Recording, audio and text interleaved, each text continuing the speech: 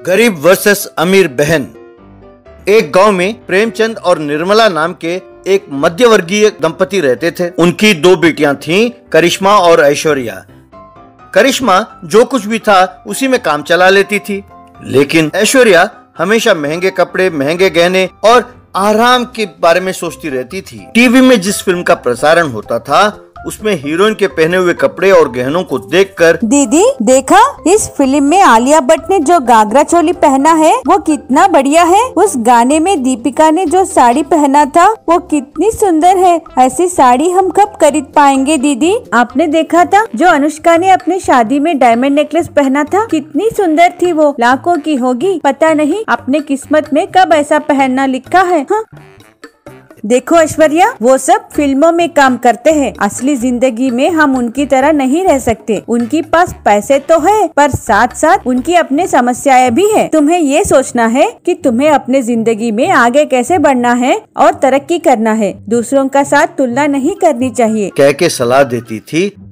हाँ, अपनी सोच जैसी होगी किस्मत भी वैसे ही बनेगी अपनी। हाँ, तुम ऐसे ही रहोगी दीदी, पर मैं एक अमीर आदमी से शादी करूंगी और अपनी जिंदगी में खूब ऐश और आराम के साथ रहूंगी। वैसे ही ऐश्वर्या ने एक बहुत ही धनवान व्यक्ति अमर से शादी कर ली और करिश्मा ने अपने माँ बाप के अनुमति के साथ प्रेमचंद के दोस्त के बेटे विक्रम से शादी कर ली। शादी के बाद ऐश्वर्या अपने माँ बाप के बारे में ही भूल गई। अपने पति की संपत्ति देखकर फूला नहीं समा रही थी। महंगे कार, कपड़े, गहने वगैरह देखकर बहुत खुश हुई और उन्हें पहनकर वो हर रोज पार्टी में जाने लगी। करिश्मा छोटी सी नौकरी करते हुए विक्रम के साथ खुशी खुशी रहने लगी। करिश्मा और विक्रम जब तक प्रेम सिंह और निर्मला के पास जाते थे और उनको जिस चीज की भी जरूरत हो, जैसे दवाई, सामान वगैरह खरीद कर ला कर देते और उनकी देखभाल करते रहते थे। करिश्मा अपने सास ससुर की भी बड़े प्यार के साथ देखभाल करती थी। एक दिन ऐश्वर्या अपने ओपन टॉप कार को पैसों से भरकर, यहाँ तक कि बोनट के ऊपर भी नोटों की गड्डी रख के, महंगे कपड़े और गहने पहनकर करिश्मा के छोटे से घर के पास आई। वहाँ करिश्मा अपने घर के बाहर बर्तन मांज रही थी। ऐश्वर्या कार से उतरी और देखा दीदी, तुम और मुझ में क्या फर्क है। मैंने जो सपना देखा था वो साकार हो गया और तुम हमेशा मुंह फुलाकर बैठी रहती थी और देखो खुद की घर में नौकरानी बनकर रह गई हो। अब मांजो बर्तन जिंदगी भर। तुम्हें कभी किसी चीज की जरूरत है तो बोलो, पैसों की गड्डी तुम्हारी मुँह पर फेंक दूंगी। देखो ऐश्वर्या, मेरे जरूरतों को पूरा करने के लिए मेरे पति हैं। मैं अपना घर का काम कर रही हूँ, इसमें कैसी शर्म। हाँ, बचपन से ही यूँ कहानियाँ सुनाती आ रही हो। ये उपदेश वो देते हैं जो कुछ और कर नहीं सकते। हाँ ठीक है, मेरा पार्टी का टाइम हो रहा है, बाय कह के वहाँ चली गई। उस रात को जब वो पार्टी से घर लौटी तो उसने देखा कि उसके सास और ससुर वहाँ पर थे। क्यों ऐश्वर्या, सवेरे से तुम घर पर नहीं थी? किसी काम से गई थी क्या? अब मैं कहाँ गई थी, किस लिए गई थी, ये सब आपको बताना जरूरी है क्या? और ये क्या, बिना खबर किए आप यहाँ कैसे पहुँच गए? मैंने कोई सपना तो नहीं देखा कि आप लोग आ रहे हो? पार्टी में देर हो गई। नौकरानी है ना, जो आपको खाना हो उसे कह दीजिए, वो बना कर दे देगी। खाकर जाइए, मैं थक गई हूँ, मुझे आराम करना है। कहकर अपने कमरे में चली गई। वे दोनों दुखी होकर वहाँ से चले गए। यूँ कुछ दिन बीत गए। ऐश्वर्या एक दिन हमेशा की तरह किसी पार्टी में गई और जब वो घर लौटी तो उसने देखा कि डाइनिंग टेबल पर अमर उसका इंतजार कर रहा था। अमर, ये क्या, आज जल्दी आ गए? क्या तुम्हें याद नहीं है कि आज क्या दिन है? आज क्या खास है? आज मेरा जन्मदिन है। मैंने सोचा मिलकर डिनर करने कहीं बाहर जाएंगे। 2 घंटों से इंतजार कर रहा हूँ। ओफो, सॉरी अमर, मैं एकदम भूल गई। वो मिसेस नंदा ने जबरदस्ती की तो मैं पार्टी में ही डिनर कर लिया। मैं तुम्हारे लिए स्विगी में ऑर्डर देती हूँ, तुम खाकर सो जाओ, मैं आराम करती हूँ, बाय कहकर चली गई। अगले दिन जब ऐश्वर्या नींद से जागी तो उसे ड्रेसिंग टेबल के पास एक खत मिला। उसने वो खत पढ़ा और रोने लगी। वो तुरंत दौड़ती हुई करिश्मा के पास जा पहुंची। करिश्मा ने ऐश्वर्या को देखा और क्या हुआ ऐश्वर्या, क्यों रो रही हो? तो ऐश्वर्या ने करिश्मा को वो खत दिखाया। वो खत अमर का लिखा हुआ था। उसमें लिखा था, डियर ऐश्वर्या, कल रात को मैं समझ गया कि तुम्हें मुझसे नहीं मेरे पैसों से प्यार है। तुमने मेरे माँ बाप का अपमान किया। अब से हम कोई तुम्हारे रास्ते में नहीं आएंगे। जो पैसे तुम्हारे पास हैं उनके साथ जब तक तुम ऐश कर सकती हो करो। मैं दूसरी शादी करने वाला हूँ, ऐसा लिखा था। दीदी, पैसों के लालच ने मुझे अंधा कर लिया था। बिना मेरे पति का इन पैसों का मैं क्या करूँगी? अमर बहुत अच्छा है, उसने मुझे खर्च करने से कभी टोका नहीं। इसके वजह से मैं बहुत घमंडी हो गई थी। मैंने तुम्हारा भी बहुत अपमान किया दीदी। तुमने बहुत बार मुझे समझाने की कोशिश की, पर मैं तुम्हारी मजाक उड़ाती रही। अब मैं समझ पाई हूँ तुम्हारी बातों का मतलब। मुझे माफ कर दो दीदी। हम दोनों के बीच ये माफी कहाँ से आ गया? तुम्हें अपनी गलती का एहसास हो गया, यही काफी है। वैसे माफी मुझसे नहीं, अमर से मांगनी चाहिए। तभी अमर वहाँ पहुँचा। अमर को देखकर ऐश्वर्या उसके पैरों में गिरी और उससे माफी मांग लिया। तुम्हें तुम्हारी गलती का एहसास दिलाने के लिए तुम्हारी दीदी और मैंने मिलकर ये नाटक खेला। मैं कोई दूसरी शादी नहीं करने वाला। तब से ऐश्वर्या घर का काम करते हुए अमर के साथ खुशी खुशी रहने लगी। Big gears. एक बार एक स्वामी जी के आश्रम में एक व्यक्ति आया था। उसने स्वामी जी को नमस्कार किया। बेटा आनंद, रोज आकर मेरे आगे हाथ जोड़कर बिना कुछ मांगकर चले जाते हो, क्यों? बताओ, तुम्हें क्या वरदान चाहिए बेटा? बताओ बेटा। स्वामी जी, मुझे बहुत इच्छा है कि मैं जानूं कि आगे वाला इंसान क्या सोच रहा है। मुझे वो जानने का वरदान दीजिए स्वामी। जरूर बेटा, लेकिन सामने वाला तुम्हारे बारे में क्या सोचता है ये जानने लगोगे तो सिर्फ नाम के लिए तुम आनंद रह जाओगे और अपनी जिंदगी का पूरा आनंद खो दोगे। कोई दूसरा वरदान मांग लो, ऊपर से तुम जितना सुनोगे उतने ही बड़े तुम्हारे कान होते जाएंगे। तुम्हें मंजूर है?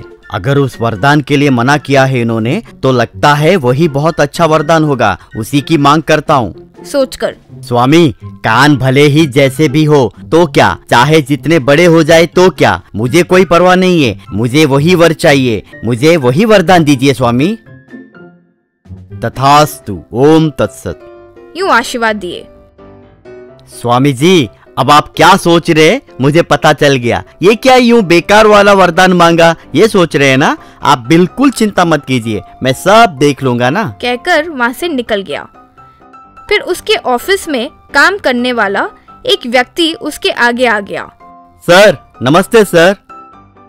हाँ, नमस्ते नमस्ते। तो कहाँ जा रहे हो भाई? वो मन में, ये सर तो सच में कितने अच्छे हैं, इनकी वजह से ही तो मुझे ऑफिस में नौकरी मिली। सोचा। कोई बात नहीं भाई, मेरे ऊपर उतना अभिमान है तो काफी है। लगन के साथ काम करो बस, और क्या चाहिए। थोड़ी देर में उसके कान बड़े हो गए। कान बड़े हो तो हो, यूं आगे वाले की मन की बात जानना बहुत थ्रिलिंग सा है। यूं वो सोचा। फिर वो घर आया। पत्नी कॉफी लाकर दी। वो पीकर, हाँ, पता नहीं क्यों लक्ष्मी, तुम्हारी हाथ की बनी कॉफी पीकर दिल खुश हो जाता है, बार बार पीने का मन करता है। मन में पत्नी, हाँ, क्यों नहीं करेगा, और क्या काम दाम है। ऑफिस के काम के अलावा घर पर कभी कोई छोटे काम में भी हाथ बटाए। हाँ, कमीने, मेरे क्लासमेट विजय से मैं कितना प्यार करती थी, लेकिन उसके पास पैसे नहीं है सोचकर मेरे घर वालों ने इस निकम्बे के हाथों मेरी शादी करवा दी। अब क्या करें, सब मेरे ही फूटे कर्म हैं, सोची। उसके मन की बात जानकर आनंद चकित होकर, पगला गई हो क्या? चुपचाप मुंह बंद करो और अंदर जाओ। अगर ऐसे दोबारा सोची तो अच्छा नहीं होगा, कहकर उसे डांटा। पत्नी के जाने के बाद, हे भगवान, ये क्या जो मैं सुन रहा हूँ वो सच ही है क्या, या गलती से सुनाई दिया? क्या है पता नहीं, सब गड़बड़ लग रहा है, सोचा। फिर उसके ऑफिस में काम करने वाला एक बड़ा सा बॉडी बिल्डर आकर, सर मुझे इंक्रीमेंट चाहिए सर, तनख्वाह काफी नहीं हो रहा है। क्यों भाई, पिछले महीने ही तो इंक्रीमेंट दिया था। जाओ जाओ, बार बार क्यों पूछ रहे हो? इंक्रीमेंट नहीं, कुछ नहीं, गेट आउट। वो मन में, बचपन में ही मर्डर करके जेल की हवा खा चुका हूँ रे, वो बात शायद तुम्हें पता नहीं। अगर मुझे इंक्रीमेंट नहीं दिया तो तुम्हारा गला दबा के मार दूंगा रे। वो सुनकर आनंद घबराकर, इंक्रीमेंट ही तो ना, दूंगा भाई दूंगा, तनख्वाह 2000 रुपए बढ़ाऊंगा, ठीक है ना? तुम्हें जब चाहिए तब इंक्रीमेंट देता ही रहूंगा, जाओ जाओ। उससे उसके कान और बड़े हो गए। हे भगवान, सामने वाले की बात सुनकर उन्हें सताऊंगा सोचा, तो ये क्या ऐसा हो रहा है सोचा। फिर वो घर जाते ही वहाँ एक इंसान उसकी पत्नी के साथ हंसते हुए बातें करते हुए दिखाई दिया। ओ जी, ये मेरा क्लासमेट है, बचपन का दोस्त विजय। हम बचपन से ही बहुत अच्छे दोस्त हैं। इसका हमारे गांव में ट्रांसफर हुआ है कह रहा था, इसीलिए एक बार मिलने के लिए आया। Hello sir, nice to meet you. Anand मन में, कहीं वो बचपन में प्यार करने वाली विजय यही तो नहीं है सोचा। तब मन में विजय, इस कमीने के वजह से हमारा प्यार अधूरा रह गया। देखो, शादी के बाद भी लक्ष्मी एकदम हॉट दिखती है सोचा। अब वाह, मेरे विजय को देखते हुए बहुत खुशी हो रही है। उसके मुख पर वो आकर्षण अब तक वैसे का वैसा ही है सोची। बाहर निकलो, बाहर निकलो। घर पर जब पति ना हो तो घर आना सही बात है क्या? ये क्या संस्कार है तुम्हारे? एक और बार यहाँ आया तो तुम्हें मारकर मैं जेल चला जाऊंगा। और तुम क्या, कोई पिक्चर चल रहा है क्या जो ऐसे देख रही हो? जाओ अंदर, जाओ, यूं चिल्लाया। इस तरह वे दोनों वहाँ से चले गए। एक बार वो एक भिखारी को 1 रुपया दिया। मन में भिखारी, 1 रुपया डाला इस गधे ने। 1 रुपए में आज के जमाने में क्या आता है रे इडियट फेलो? अगर चाहिए तो मांग, मैं तुम्हें भीख देता हूँ सोचा। वो सुनकर आनंद, क्यों रे, तुम मुझे भीख दोगे? कहते हुए उसे मारने लगा।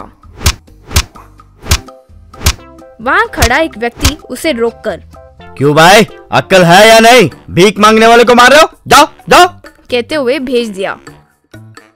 फिर आनंद एक बस स्टॉप पर ठहरकर एक खूबसूरत लड़की की ओर देखने लगा।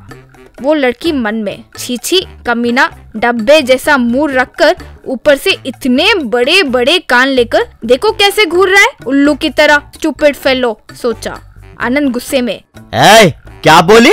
खुद को ऐश्वर्या राय समझती हो क्या? मेरा मुंह डब्बे की तरह है क्या? मेरे कान बड़े, मैं तुम्हें नहीं छोड़ूंगा, कहते हुए उस पर चिल्लाने लगा। वहाँ खड़ा एक व्यक्ति, आखिर कौन हो तुम? मेरी ही बीवी पर चिल्ला रहे हो? उसने तो कुछ बात ही नहीं किया, ऊपर से ऐसे चिल्ला रहे हो जैसे उसने तुमसे कुछ बोला हो। सामने वाला मन में क्या सोचता है ये मैं सुन सकता हूँ रे। तुम्हारी पत्नी मन में मुझे भला बुरा बोली। लगता है ये कोई पागल है। अभी अभी एक भिखारी के साथ भी ऐसे ही लड़ाई किया। इसे मारो। फिर सब मिलकर उसे मारने लगे। फिर आनंद स्वामी से मिलकर सब कुछ बताकर उस वरदान को वापस लेने के लिए विनती किया। स्वामी जी के आशीर्वाद के बाद उसके कान पहले जैसे हो गए। तब से आनंद आनंद से जीने लगा।